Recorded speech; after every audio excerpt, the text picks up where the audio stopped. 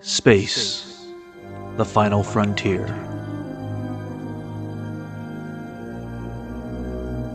Join us for a bold conversation.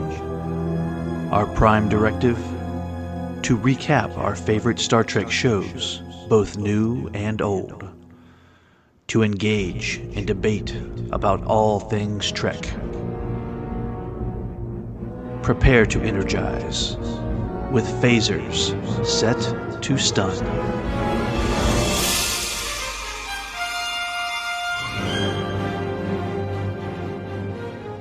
Hello everyone and welcome back to Phasers Set to Stun, where we continue to show our love for everything Star Trek in this ongoing series from a Film by Podcast, which focuses on every quadrant of the expanding universe of Trek by covering television, animation, movies, directors, and much more. Plotting the course, as always, is your core Trek crew. I'm David Burns. I'm Scott Hoffman. And I'm Wayne Whited. All right, gentlemen, before we get started, I wanted to make a shout out to one of our listeners, Jason Coslet.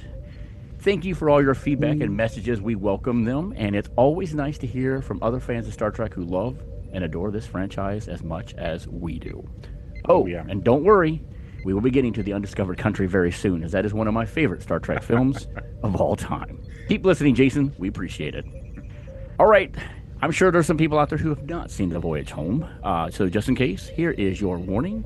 Here is your red alert that we usually do. The movie is from 1986. I figure a lot of you have seen it, but we have some younger listeners who may not have got a chance. So go watch it, come back, and join us. We are bringing the trilogy to a close. That is the Wrath of Khan, The Search for Spock, and The Voyage Home trilogy. We're heading back home with our OG crew, even though it is a little bit of a trip to get there. A trip that will take them to the past to retrieve something they least expected. Opening thoughts of this film, a film well received by everyone, critics and fans alike, with a great message for all, including the opening title card, which I'm going to read. The cast and crew of Star Trek wish to dedicate this film to the men and women of the spaceship Challenger, whose courageous spirit shall live to the 20th century and beyond. We here at Phasers give a shout out to those Challenger crew as well. Film directed by Leonard Nimoy. I do agree with him on this. We did need a lighter film because we have had some serious stuff going on in the last couple films. So it's kind of nice that we get to lay back a little bit and relax. Guys, I think he did a much better job of directing this film. I really do. Don't get me wrong. I like The Search for Spock, but this one, man, he just knocked it out of the park. Well, it has so much more energy to it. Yeah. And a completely different kind of energy. But, you know, and you've got 1986.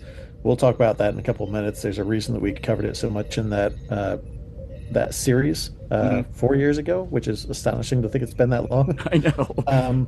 But, you know, it's prime time to get into a movie like this that has broader reach. Yeah, absolutely. Well, The Voyage Home was nominated for 4 Academy Awards.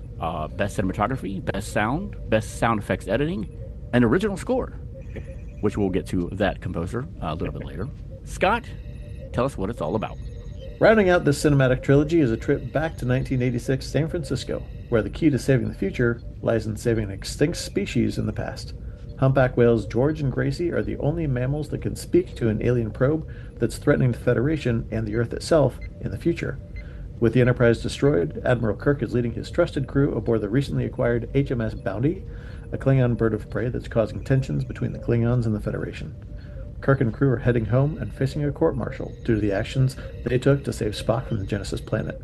They discover the threat, and thanks to the skills of Uhura and Spock, find out that the extinct whales are the only ones who can reply to the mysterious probe. They fly the bird of prey back in time to rescue George and Gracie and restore the only cetacean species that can keep peace with the aliens. Despite the ominous threat, it's a comedic end to the dramatic trilogy that brings the Enterprise crew full circle and breathes even more new life into a classic franchise. This was a very satisfying story. Yeah. It really was. You know, you could sit back and laugh and just relax and enjoy watching this crew on screen. You got to see them just mingle among each other again like they always did in, you know, the original series. And it just felt like we were back hitting that stride again. But yeah, I mean, there's so many laughs in this movie and just such a good time with this crew. that even when I was a kid and I saw this in theater, I just enjoyed this movie so much, just like everybody else. Yeah, I mean, a callback to the 1986 episode that we did for this. If you're looking for it, it's called Star Trek 4. That was Dave, you and I had a chance to speak with Jeff, Dayton, and Brad. Yep. If you want to go back into the Wayback Machine and hear some of Way Brad's back. thoughts on this. Yep. I was actually surprised to hear that Brad actually mentioned the idea of this being a trilogy first. But Wayne, you've been talking about it recently, and it's brought it home for me how much this connects. Yeah. And I think having something that is more of a comedy than a drama helps to show how much range Star Trek has, and helps to make this more rewatchable, Yeah. I think, than a lot of the other movies. As far as our show, Phasers, is concerned, it's also kind of somewhat of an interesting anniversary, because if you listen to that 1986 episode, you'll hear Jeff talk about how he wanted to get into the next generation, but Brad said it felt like too much to pour through 7 seasons. And we did it. So Yep. we did it. Yep, set the stage for Phasers. But to your point, I think he absolutely knocked it out of the park with this, and made a great choice to have a Star Trek entry that had more of a message for present day, speaking to preservation and the fact that you can't recreate their language. You'd be speaking in gibberish. So there's an important reason to save these species that are going extinct. But did it with a great balance of comedy. Like, it's got a heavy theme behind it, but it makes it fun. It does. Yeah, we've been saying this was a trilogy, and I can't see it past being a trilogy. It's the third chapter in the story, and because of that, and because of the lighthearted tone of the film, it's very high on my list of top Star Trek films. I actually put this a little bit above Star Trek 3, but not quite Star Trek 2. But I think Leonard Nimoy did a fantastic job at directing this. It has a great happy ending, which we wanted after everything that had happened in Star Trek 2 and 3. We needed that happy ending. I got a lot of good memories from this film. From watching it, from discovering it. I wasn't a Star Trek fan when this came out. I was close, probably another year away from that. But I, as a kid, I just loved it because it's not just a film made for Star Trek fans. It's really made for the general public. It's very accessible to the regular moviegoers that really don't know anything about Star Trek, and that is what was needed at the time. And that's why I think this film is so successful. And in saying that, it's really strange that it works like that, and it does. Anybody can watch this movie and enjoy it. You don't have to be a Star Trek fan, right? And but what's strange is the fact that the way it picks up. I mean, because it picks up as it was almost coming off of it to be continued, right? From the search for Spock, but you still are comfortable because they explain so much at the beginning of this film that you're okay to just jump right into this movie if you don't have any history of it. Yeah, and it's got a separate story, so it's not like you have to see Star Trek 2 and 3 to understand what's going on. I mean, that's the way you make a good film, is you don't have to bog it down with what came before. And it's a great script. It's got some really good comedy in it, and a thoughtful message. So, I mean, that's easily accessible to the audiences. Yeah, and the film is beautifully paced. Yeah. Like you never get bored on this film. It just moves so smoothly from beginning to end. Even that ending that we'll get to here in a little while. It just felt so natural and needed that it was the perfect ending of this trilogy. Yeah, it flies by really fast when you watch it. I mean, the flow is perfect. Absolutely. Well, let's talk a little bit about the cast. I mean, we obviously know the main crew that we got here. But we've got a couple. We've got one big additional, which of course is Catherine Hicks as Jillian. I thought her chemistry with William Shatner and Leonard Nimoy was spot on. Oh, perfect. Yeah. Yeah, I think it was a good call to make that kind of a. It's not just Kirk and Dr. Jillian, right? It's Kirk and Spock and Dr. Jillian. So it's this great comedic trio that they kind of set up, and there are some some hints there might be, they go on a date, so to speak, but she's probably not thinking of it as a date. She's thinking, Right. this is like I have my hand on speed dial with the cops just in case, but I'll take this guy out and give him a chance. Um, I think it has some of the best comedic moments with Leonard Nimoy, Oh yes. like when they're arguing about whether or not he likes Italian. Hmm. I think that was improv. It was. But it's showing, great comedic talent and pacing for that. And I think Catherine Hicks does a great job in the role. There are a couple times when it feels like she has this dramatic kind of whipping her head to the side with a raised eyebrow, which always kind of catches me. But overall, I think she does a great job. And, as future head of cetacean ops in the future, I assume.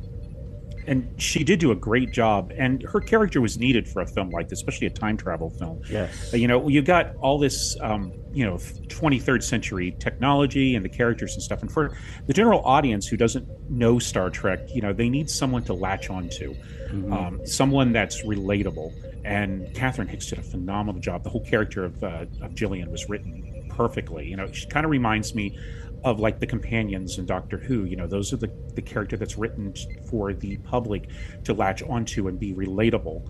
And she's just fantastic. Plus, like you said, her chemistry is phenomenal, especially with William Shatner. Yeah, absolutely. Scott, you mentioned the comedy and stuff on here that you've got with William Shatner and Leonard Nimoy.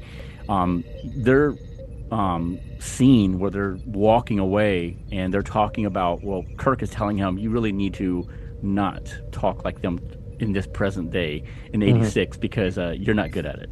You're not good at it. And I love that whole scene. And then when it led up to there towards the end when they're getting on the ship and they're getting ready to take off and Jillian's with them, and Kirk comes on the bridge and starts giving orders, and Spock's like, "1 damn minute, Admiral." I lost it. I lost it. Yeah. Oh, that's so funny. Yes, it was a perfect comedy, and it really reminded me of Data on The Next Generation. When he was trying to find, emotions until he got the emotion chip. It really felt like that with Spock in this movie. Do you guys agree with that? Yeah, 100%. Yeah, and I mean, looking at both of those characters are meant to be very dry, very emotionless, but it sets them up to have the best comedic moments because it comes from an unexpected place. Right. It feels like it's also a good setup or a good bridge to the next movie where we feel like we see more of a relaxed Spock. Yeah. Like when they're camping with McCoy and Jim. It just feels like it's a good bridge to a new kind of Spock. It feels like. And it could have been intentional too. See, around post-production of Star Trek 4 was when they were starting to create the Next Generation. They may have realized that how well Spock came across in this film and tried to transfer some of that into Data's character. Yeah, I remember there was a VHS tape of Star Trek: The Voyage Home that trailered the Next Generation. Voyage Home, yeah. It was the first footage of the Next Generation that anybody's seen. I remember that so clearly. I don't have a copy of it anymore, but I remember that because it had weird sound effects and unfinished visual effects, and people they'd hold their phasers up to get shot to shoot, but nothing would come out of it. So, but it was the first footage that we'd ever seen, and it got everybody excited. Yeah, absolutely. All right, well, let's take a little break. When we come back, we'll talk a little bit more about a couple of the cast members, and then we'll start discussing more of this film. We'll be right back. All right, listeners, welcome back to Phasers Set to Stun, where we are continuing our discussion of Star Trek: The Voyage Home. Talk a little bit more about some of these cast members. Robin Curtis returns as Saavik. Unfortunately, we don't see her anymore. And Briefly, it's very aggravating that we don't get her. I understand that they kind of didn't want 2 Vulcans, on Earth in the past, but come on. We really should have done more with Saavik. I miss her so much, and I wish we had gotten more. Yeah, I agree. It would have been interesting to see how Robin Curtis would have handled a Romulan Vulcan with comedic beats, maybe staying on the ship. Like maybe that's the person that stays on the Bird of Prey and has to handle certain comedic beats from there, right? Right. Yeah. Certainly would have been some potential. Maybe there's an alternate reality video store where we get a little bit more there. But I agree to your earlier point that the timing here is so well done, and the flow is so smooth. I can't imagine it a different way. Yeah, I completely agree.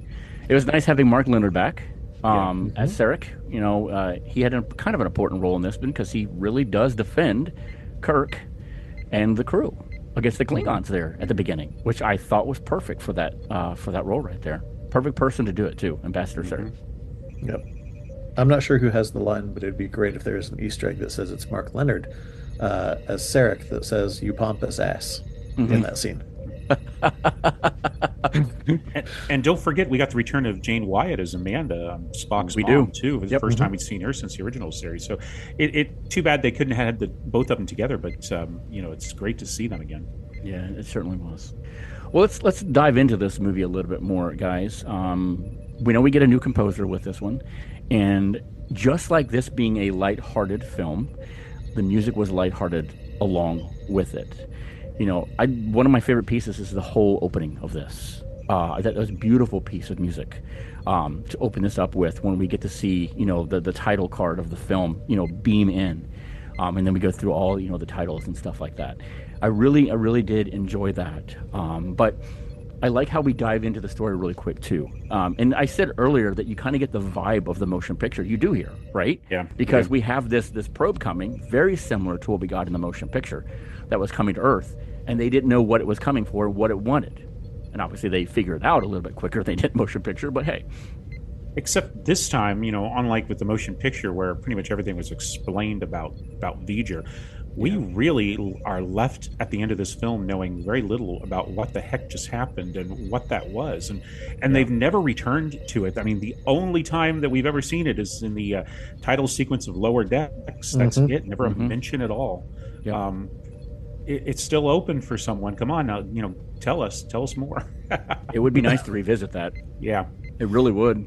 I think Spock mentions something briefly in the film where he says that there's a higher intelligence out there who, they haven't heard from the whales in years, and that's why they sent that probe. I mean, that doesn't give us a perfect explanation of it, but I think he was onto something when he said that. He wasn't sure, of course, but it would be nice to get that explanation, Wayne. I agree with you. Yeah, and it's interesting that we all think human beings, that's we're the most important thing on the planet, but the idea of a alien race actually communicating with something else on the planet, here the humpback whales, that's a really fascinating idea. I think they should do more of that. I agree. I think it'd be interesting to see if they're if the probe is manned in any way or piloted by living beings, because it'd be interesting to think about a cetacean, an exclusively cetacean planet, right?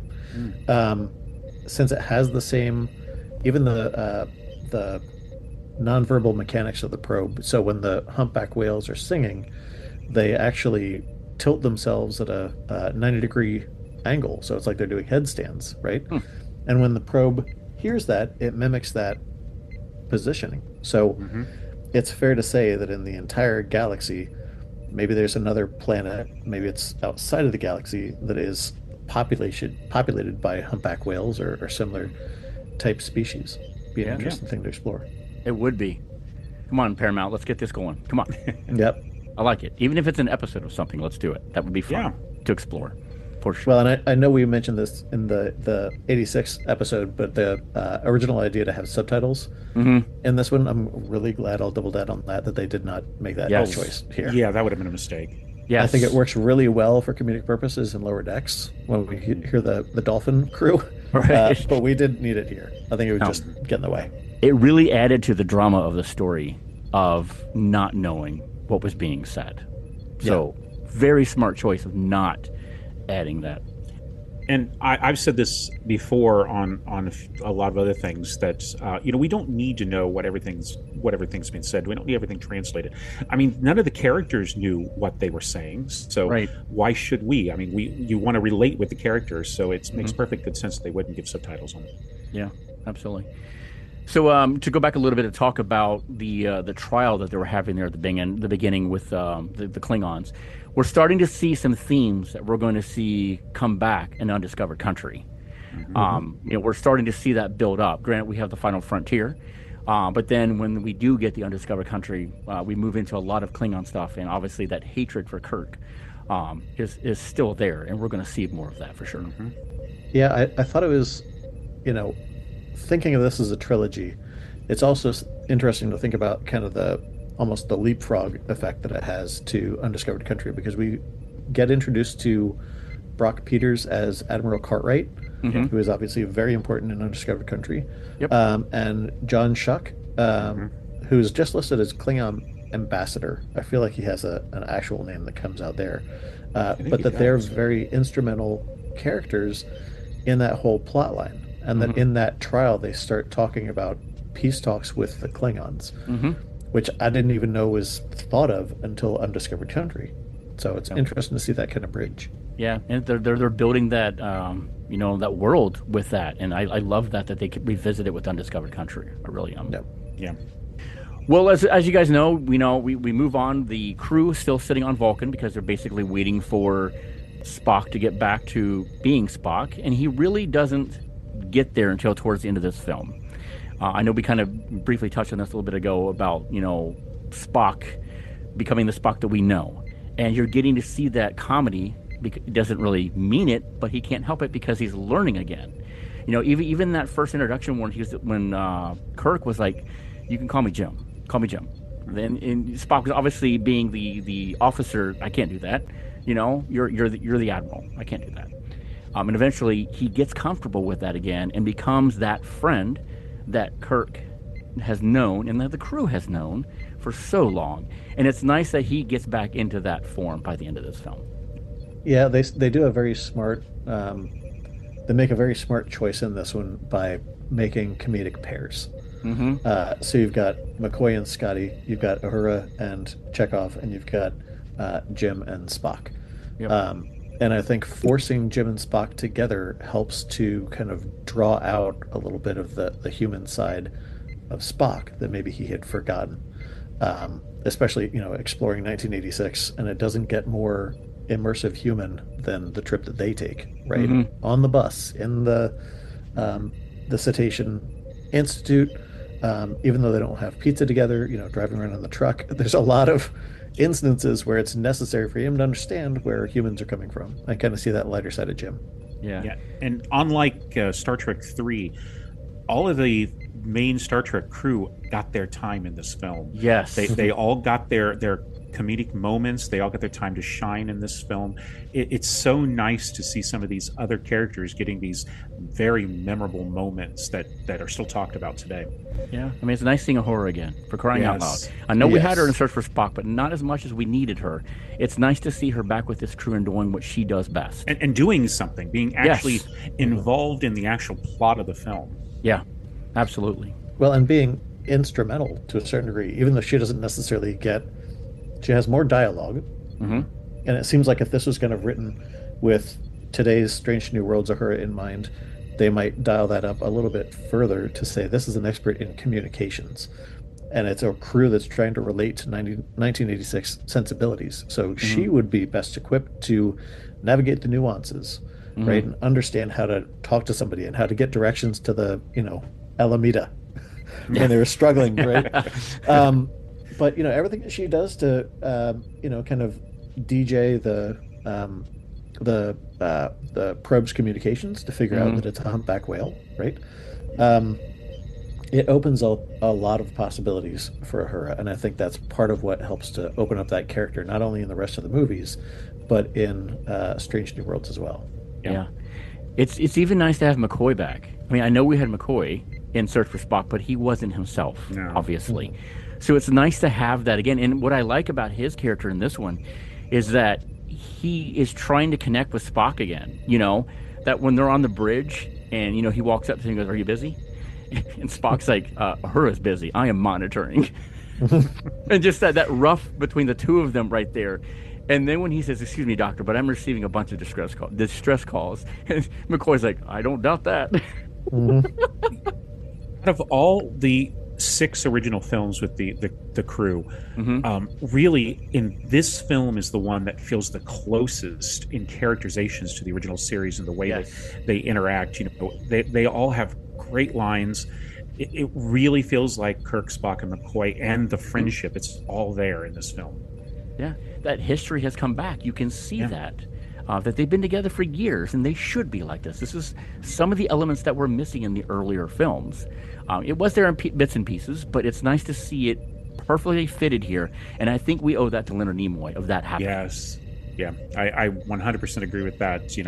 I think Nimoy's a good director, anyways. But he knew Star Trek and was able to put together and get this crew, these actors to really bring their best performances out.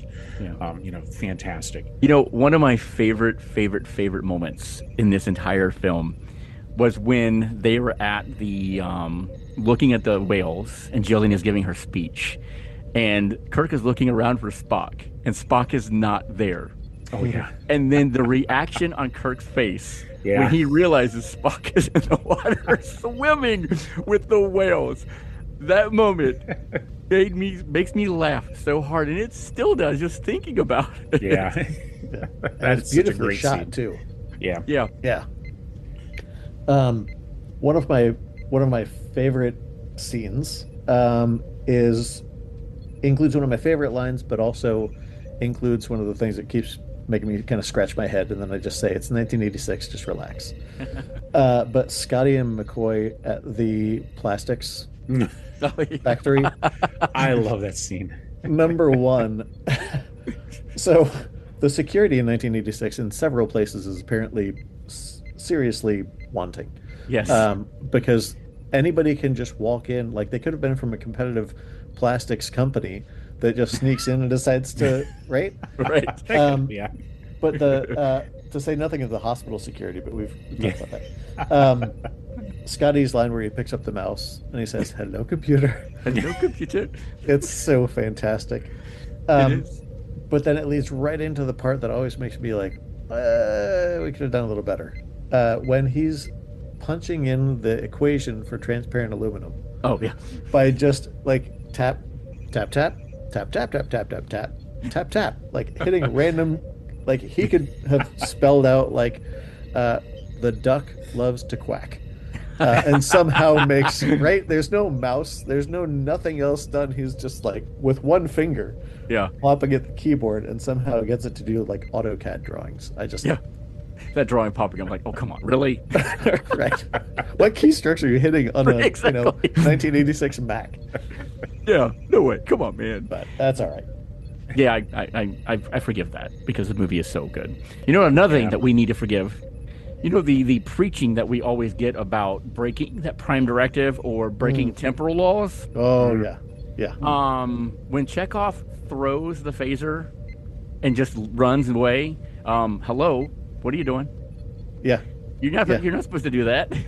yeah. Oh, there's a lot of that. I mean, you really think about what they did back in time. We got that. We've got the kidnapping and the disappearance of the two whales and Gillian Taylor. We've got the break into the and alert at the aircraft carrier, the USS Enterprise, and then we got the appearance of that Klingon bird of prey. And you got to wonder, did Kirk and his company get a visit from the temporal authorities of Right. Starfleet at the time? Because they really made a mess of the past. They did. They would have Well, had to. Yeah, even Scotty's transparent aluminum. That we Oh, were yeah. just talking about that scene. I mean, right. there's that too. I mean, And yeah. their I mean, justification of like, well, how do we know he didn't invent the thing? But how did you you, know? I you mean, made him know. like intercepted somebody who is critically important. That it's like, you just became part of history. right. It's like Riker's grandfather or something like that. Yeah. Like, yeah. There's got to be some kind of series at some point in the future where they get into that, and there's like the a day on the job of the temporal squad or whatever they're called, right? And it's like, Right. all right, we're gonna go clean up Star Trek 4.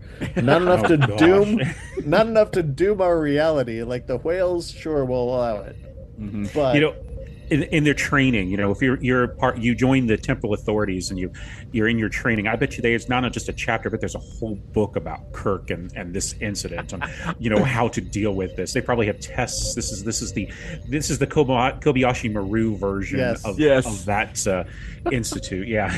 Yeah, we'll give you a checklist. Let's see how many things they've messed up about the past. Yep. Even McCoy at the hospital. I mean, dude, what are you doing? Oh gosh, yeah. What are you doing? Right. He gives medical tech that regrows a kidney, and the lady can't stop talking about it. Right. Aside from the fact that, like, you don't know if there's like any contraindications, that might be some kind of miracle pill. Right? He's just like, well, I don't know anything about your medical history, but swallow this. And she's like, well, okay, and just pops it. It's true. So many good things about this. It's just okay. Yeah, I can't. You're right. We need an episode that goes back to investigate all this stuff. Scott, you're onto something there too. Come on, we got some great ideas in this episode for you, Paramount. I hope you're listening.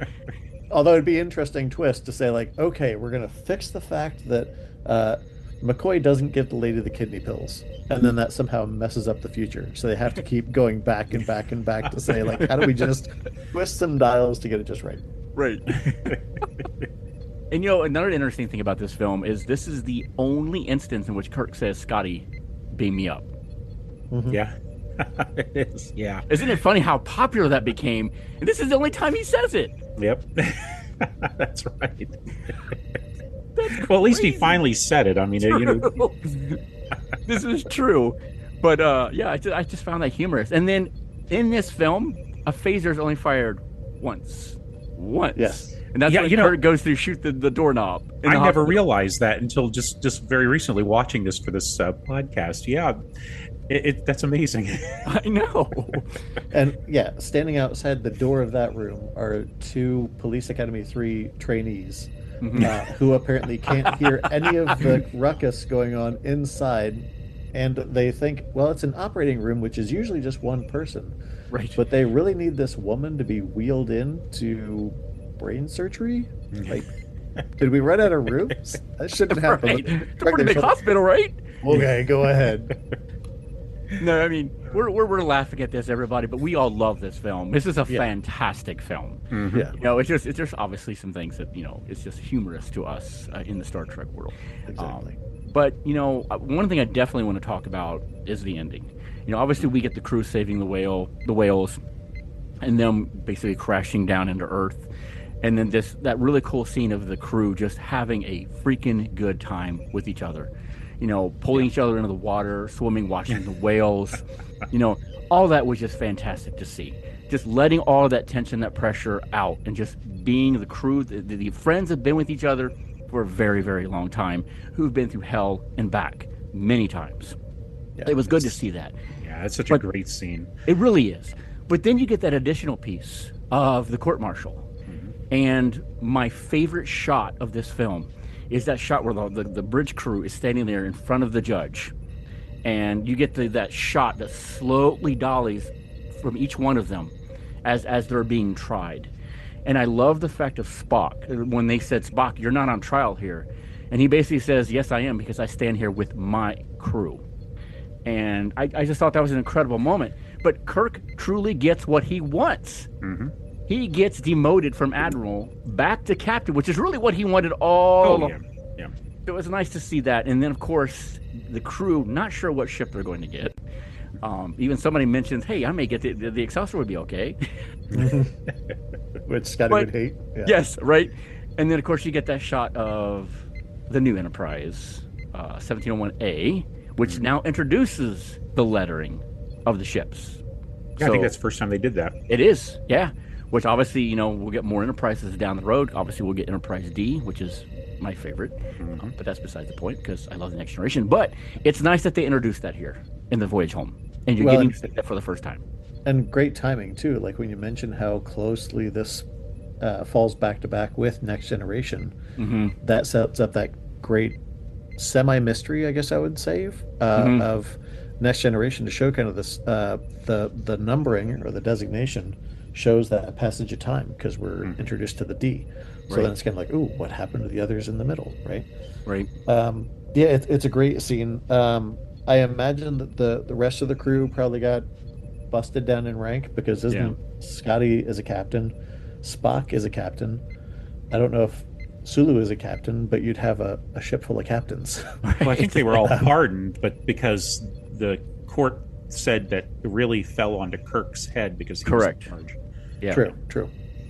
Now, you know, that scene you were talking about, that courtroom scene, I'm not sure if you guys ever realized, but when they walk into the room, the crew walks into the room, behind them is both Christine Chappell and Janice Rand. It is the only time in Star Trek history that all of the original Star Trek crew, including them two, are in the same shot, same scene together. And that's something, another thing that I just realized recently when I was rewatching this, and that's amazing. That is. Yeah. And you blink, you'll miss it, but it's there. It's there. It is. And it's a fantastic they did that and make sure that happened. Again, that's probably Leonard Nimoy who pulled that one off. I think so too, yeah. Yeah. We owe a lot for him for this film. Yep. No doubt about that. One more minor blink and you'll miss it kind of moment. Shout out to Dayton as a Go-Go's fan, but Jane Wideland, the rhythm guitarist, appears as a communications officer out in the background. It's very recognizable, but I'm like, is that the lady from the Go-Go's? And sure enough, it is. All right, well, let's take another break, guys. We come back, we'll talk about a little bit behind the scenes and the score a little bit. So we'll be right back. All right, everybody, welcome back to Phaser Set to Stun, where we are continuing our discussion of The Voyage Home. Let's talk a little bit behind the scenes. Let's talk about the whales, guys. Those were not real whales. Yeah.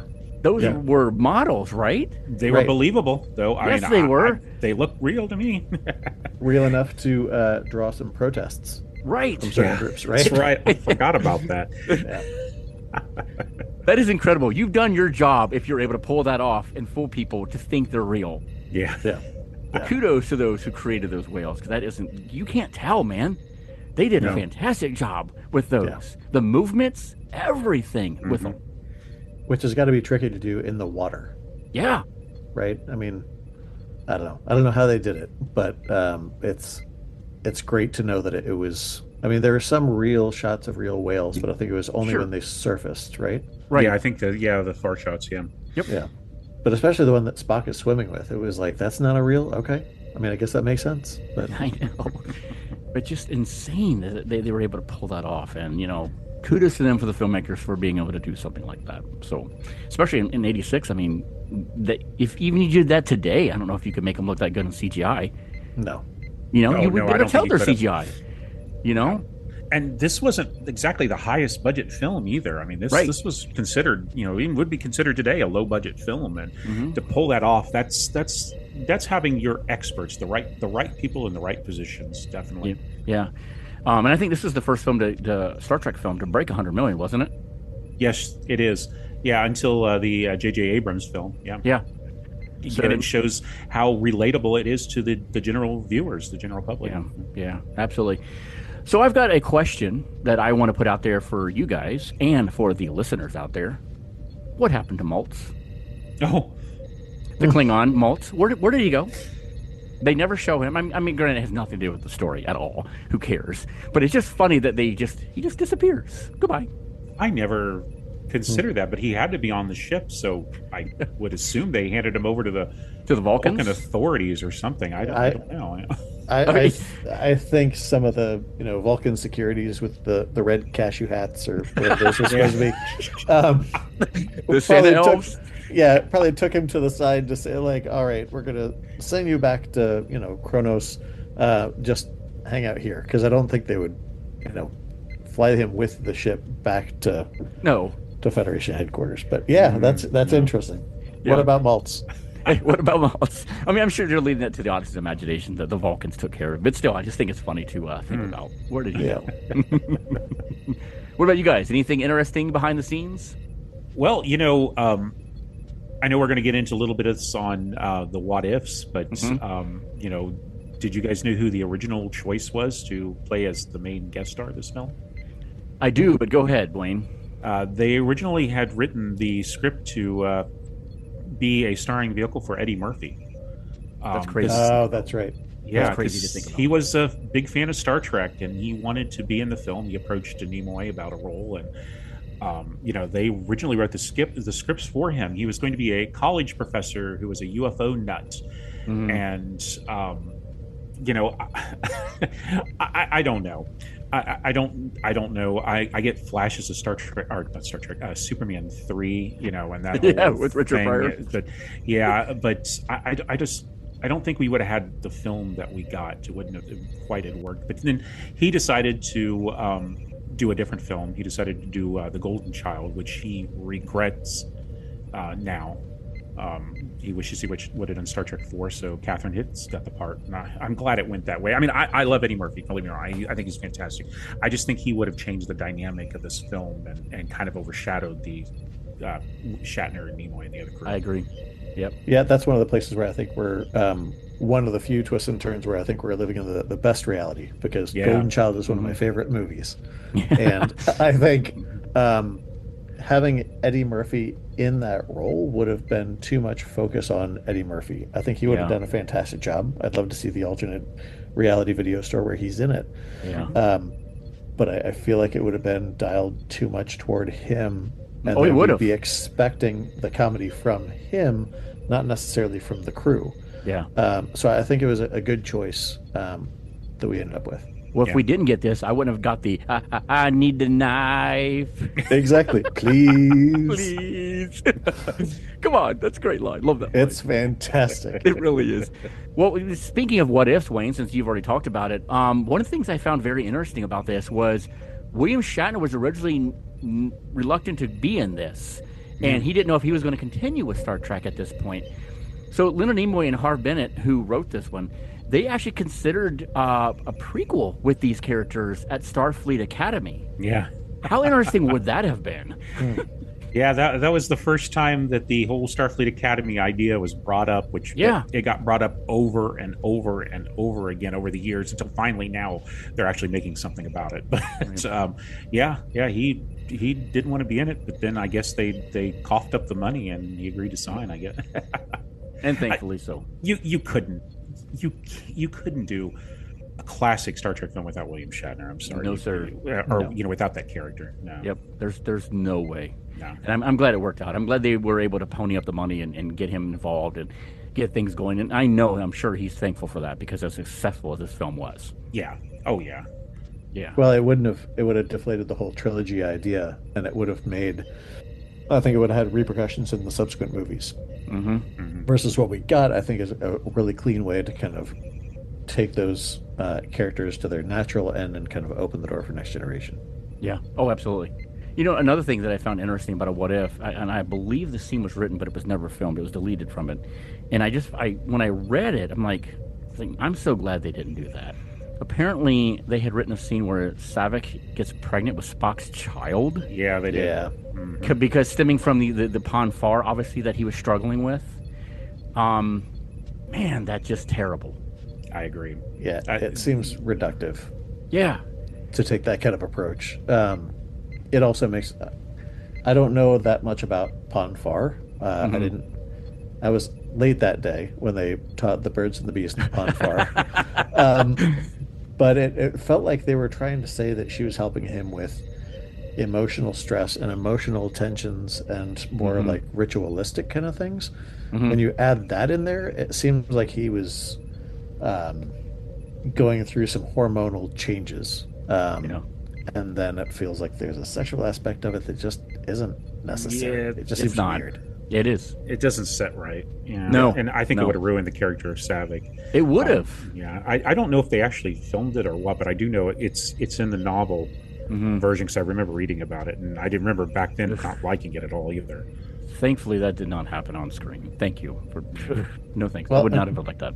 Biologically, how does a Genesis baby work? All right. Right, because does it grow quickly, or is it normal? Right. I don't know. Yeah, it's hard to say, but thankfully it didn't happen. Other thing is, obviously, I think the original script title was The Trial of James T. Kirk, that they were going to go with before, which obviously those elements would go on to be in the Undiscovered Country. Again, I know we spoke about that earlier, how the elements of that are starting to already, roll here, and we're getting to see some of that. But apparently Susan Sarandon too was considered for Jillian Taylor. Yeah. What do you guys think about that? I mean, she would have brought a different, performance, but I think she would have done okay. I prefer Catherine Hicks, but trying to put her in the position or in that part, I think she would have done okay. Yeah. I think so too. But just Catherine Hicks was awesome. Oh yeah. Well, and it's very hard for me to separate Catherine Hicks from her role in Child's Play.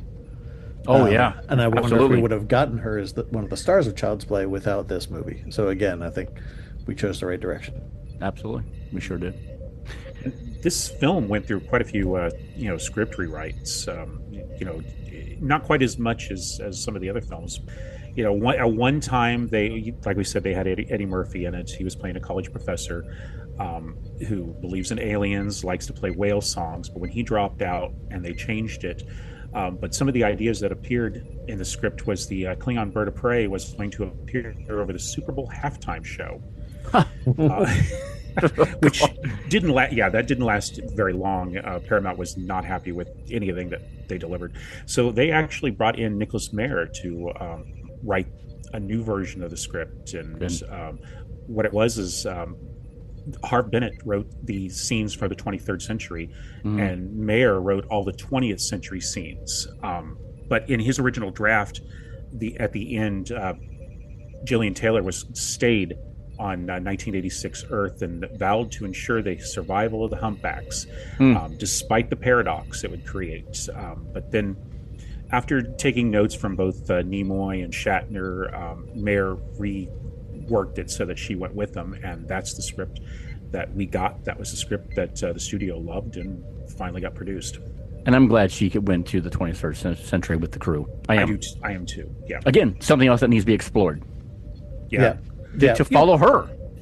We never heard of her again either. It's odd that Star Trek IV seems to be the most ignored film or events in Star Trek history. It's only brought up once, very briefly in the third season of Star Trek Picard, but that's it. It's weird, considering how important this film is, really, everything that happens in it. Never hear it again. Yeah, it's strange. I don't get it. And she's essential to the whole journey, because you're not only taking two whales to a future where nobody has known about them for a long time, ensuring their survival, but one of them also being pregnant. Yeah. I remember watching this in earlier viewings and not knowing that the whales are taking a certain position because of their songs. I thought it was some kind of distress. So I thought it was trying to imply they'll get George and Gracie back, but maybe Gracie dies in childbirth or has some kind of complication or something like that. So you'd need somebody who would understand what's going on there and be able to deliver whatever kind of care they can. That's a good point. Yeah, I like that too. Well, let's talk a little bit about the score, guys. We have a change-up of who is composing this. Yep. I know Leonard Nimoy wanted Leonard Rosenman to do the score for The Search for Spock, but obviously that didn't happen. So he did get him to compose this one, and I think he did a fantastic job, in my opinion. I know Leonard Rosenman has been known for East of Eden, Rebel Without a Cause, Fantastic Voyage, Beneath the Planet of the Apes, and much, much more. I think he even did an Amazing Stories episode, Wayne. Yep, and he did... as you know, David, one of my favorite 60s TV series. He scored every episode of Combat. That's right. Great series and got some great music in it. Yeah, he sure did. But I think Leonard Rosenman did a fantastic job in this. I mentioned earlier, one of my favorite pieces was just that opening piece that he did. He really brought that lighthearted music to this film. That just, you knew what you were in for when you got that at the beginning. You knew it was going to be a fun, enjoyable ride, and that's exactly what we got. And there's an interesting story about that opening main title music that he wrote. I guess the story goes that when he had his initial meetings with Leonard Nimoy about what Nimoy wanted for the score, Nimoy said that he wanted him to incorporate the Star Trek theme, the 60s Star Trek theme, into the titles. So Rosenman wrote a great opening theme using Alexander Courage's 60s Star Trek theme, the da-da-da-da-da-da-da, but then found out that he misunderstood what Nimoy wanted, and that Nimoy wanted him to do what Horner had did and use the 8-note Enterprise cue, that dun da da da da da da da. So Rosamund had to go back and start all over again and bring this new theme. I never even realized this until the CD was released recently by Entrada, and it's on there. It's interesting, but I'm kind of glad they didn't go with that. It didn't fit the movie vibe. Yeah, it's a good move they didn't do that. Yeah. Scott, I know one thing that we would find interesting is Rosamund used some of his score of the Lord of the Rings 78 film in this score, which you and I covered at a film at 45. Yeah. Interesting. Huh, I didn't catch that. Yep. Yeah. Well, I know that usually when we talk about score, something I usually make note of is the range that they apply. And you definitely get that with this, right? You get some classic Star Trek elements that you need to have, but when you land in 86, it's a very 86 song that's playing in the background, right? Right. And you get the heavily comedic score in the Hospital Escape. There's a lot of dynamics here to take into consideration. I've never listened to the score. It'd be very interesting to just pop the CD in and imagine what scene you're in and be like, what's happening right now? Oh, I'm just getting to the hospital. Yeah. It's a good great listen. score. It is. Great listen. Absolutely. And it hasn't been released very much. It's only actually been released twice, considering all the other scores have got multiple releases. It was released back in 1986 on LP, CD, and cassette by MCA Records, and then, as I mentioned, Entrada released it in 2012, which had the complete score, alternates, unused cues, that weird synth pop saxophone piece that was on the original one, and then also it has the full version of the "I Hate You" song by I was about to ask. with all of its explicit lyrics. So it's still available. Go get it. Yep. Nice. It's in my collection. Thanks, Wayne. You're welcome. All right, well, let's move on to some Easter eggs. I know there's quite a few in here. Wayne, I know this is your favorite part, so please enlighten us. Okay, well, let's start off with us obsessive Trekkies that with continuity and dating. According to the date in the newspaper, the 20th century events of the film take place on Thursday, December 18th, 1986, with the future events taking place in the year 2286, roughly 3 months after the events of Star Trek III. This also marks Majel Barrett's final performance as Christine Chapel in the franchise. Also establishes that this is for the first time that Kirk was born in Iowa and that Sulu was born in San Francisco. Now, the slingshot effect that the bounty uses to travel into the past was done twice before. In the original series, the episodes Tomorrow is Yesterday and Assignment Earth, Kirk directly references these events when he says, "We've done it before." The Enterprise travels back exactly 300 years, which explains Spock's comment that he had to program some of the variables from memory. The table that you see in Starfleet Command that they're working around, that is the exact same prop table that was used in the main engineering of the USS Enterprise D. Became known as the pool table.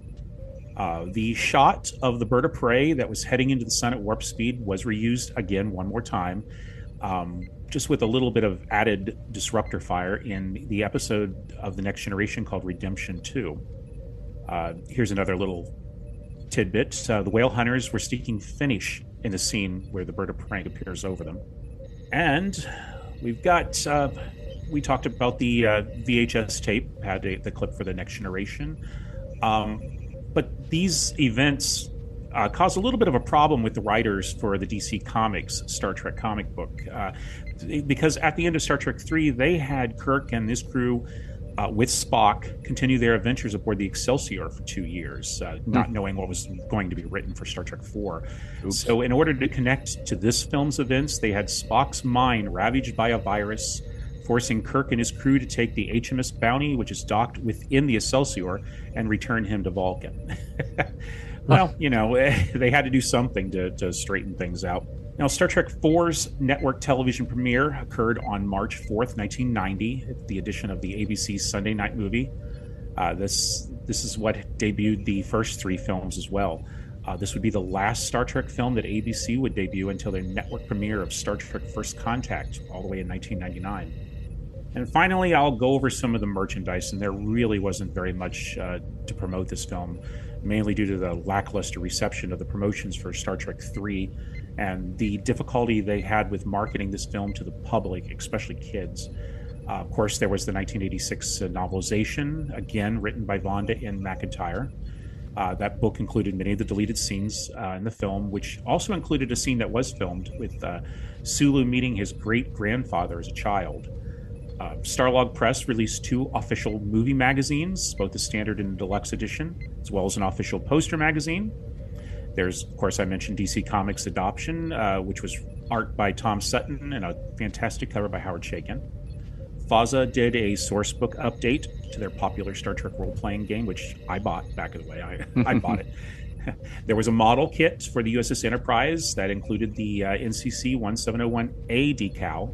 And finally, Stop and Go Foods, which was a convenience store, offered fans visiting their stores 4 different glow-in-the-dark plastic cups with original art from the film, featuring Kirk, Spock, the Klingon bird of prey, and the Trial. Nice. I feel like there must be another reality where Pizza Hut tried to glom on to the promotions here, right? Because you could have like a pizza box that folds out to, part of the saucer section and then the rest of the ship. You could have had the Federation logo kind of painted in pepperonis, like it's a 2-topping pizza, right? Like tons of crap they could have done. Yeah. But I mean, you got the pizza scenes in this film. They could have used that for the commercials and everything. It was a missed opportunity. Exactly. Very, very missed. Did you guys hear the one where it is believed the captain of the Saratoga is an ancestor of Geordie LaForge?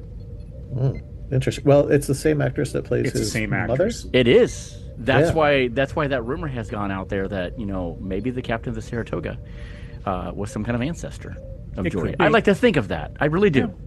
Well, and that's saying the it first wasn't. female captain we see, right? Yeah. Yeah. As far as I know, It is. It is, yeah. It is. Yeah. Huh. So, see, once again, so many things come back to the Voyage Home that needs Yes. to be addressed. Yep. Really Come on, does. future series. Bring back Lower Decks and let's Exactly. just explore a whole season. We're writing all kinds of good episodes here. Come on, Paramount, get with it. All right, gentlemen. Favorite moments of this movie, Wayne. Oh, there's a lot to love in this film, but the one moment that always gets me laughing is when we mentioned it earlier. Kirk, McCoy, and Jillian are sneaking into that hospital to rescue Chekhov. When McCoy walks up to that old woman and goes, what's wrong with you? And she goes, kidney dialysis. And McCoy is shocked. What is this? The Dark Ages? I love that. And then later, when they're running, down the hallway trying to escape, she goes, they run past that woman. The doctor gave me a pill, and I grew a new kidney. I love that. And that's just one of those great little moments that make the comedy work. That scene has me rolling. I love that. Yeah, that's a good one, Wayne. Very good one. Scott, what about you? Mine's one I mentioned before, but they're trying to decide, do they go to dinner for Italian? I think there's great comedic timing in that. Like, yes, we like Italian. I love Italian, and so do you. No, I don't. Yes, you do. No, I don't. Yes, I do. No, I don't. Yes, you do. Then they drop him off in the park. Yeah. I can't believe that she didn't see, like, in her rearview mirror, she didn't glance up once and see him being teleported up, but that's all right. Come on. Well, she just, he took too much LDS, so Right, exactly. So there's so many good scenes in this one, so many good moments. You guys have picked some really good ones. There's 2 lines basically that comes from James Doohan that I absolutely love. One, and James Doohan says it's his favorite line from a Scotty line, and that's when he says, "Admiral, there be whales here." Oh, yeah. I love that line. I love that line so much. And then the other moment that I absolutely loved when Kirk was trying to explain to Scotty what he needed to do, what he needed to build, and he says, "We're going to have hunchbags," and Scotty was like, "Hunchback people?" Yeah.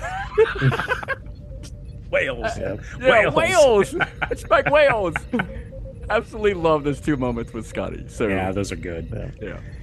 So many good moments in this one, for sure. Some good laughs. Good to see this crew back together, enjoying themselves once again. And Wayne, just like you said, we're seeing the crew like we used to see them back in the television series and stuff like that. And from here on out, it stays this like this. Final Frontier and the Undiscovered Country, which listeners we will be getting to. Don't worry, it's coming. But yeah, a very, very enjoyable film. Listeners, if you've not seen this, and I'm sure you have if you're a Star Trek fan, but if you haven't, go watch it now. All right, listeners, so tell us what your favorite parts of this film was. Let us know by sending an email to afilmbypodcast@gmail.com or reach us online at afilmbypodcast.com. Follow us on all the social media platforms. And if you're looking for more exclusive content and swag, send some Latinum our way through Patreon. See you next time for another Phasers Set to Stun. As always, thanks Wayne, thanks Scott for joining us on Phasers Set to Stun. Thanks, always a pleasure. And may fortune favor the foolish.